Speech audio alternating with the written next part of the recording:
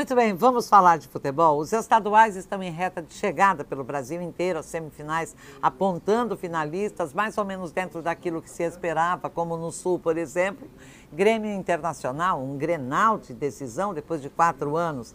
Atlético Mineiro e Cruzeiro. Você esperava coisa diferente? Não, também não.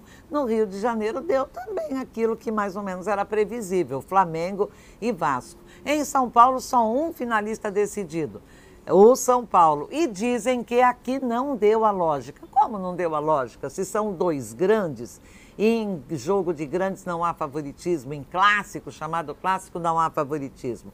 Dois aspectos que chamam muito a atenção dessa decisão. 180 minutos de futebol sem gols? Não, com gols que o VAR acabou desmarcando, acabou não validando.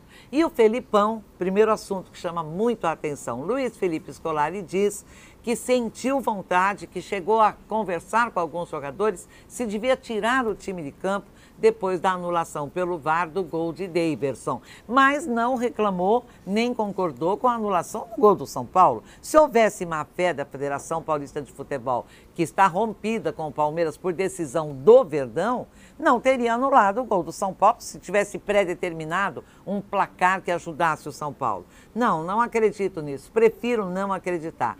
Mas o Felipão diz em tirar o time de campo no ano de 2019. Ah, não, Felipão. Melhor ouvir o Marcos, o goleiro. São Marcos, um dos maiores ídolos dos últimos anos do Palmeiras, enquanto jogou, foi aquele cara que um palmeirense sonhava de ver, suspirava, pedia autógrafo, queria a camisa, tanto que apelidaram de São Marcos. Ele disse que alguns jogadores do Palmeiras somem nas decisões.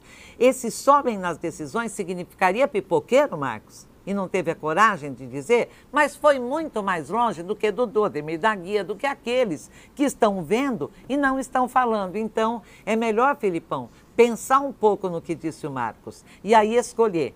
Se ele tem razão querendo tirar os jogadores de campo por causa do VAR, protegendo, portanto, seus jogadores, entendendo que jogaram de bom tamanho em 180 minutos com nenhum gol válido, esse time de uma constelação de estrelas, ou quem está certo é o Marcos, seriam alguns jogadores do Palmeiras, aqueles que nem pênalti bateram, todos sabem quais os que se esperava que batessem e não bateram, seriam amarelões? Seriam pipoqueiros? É para pensar.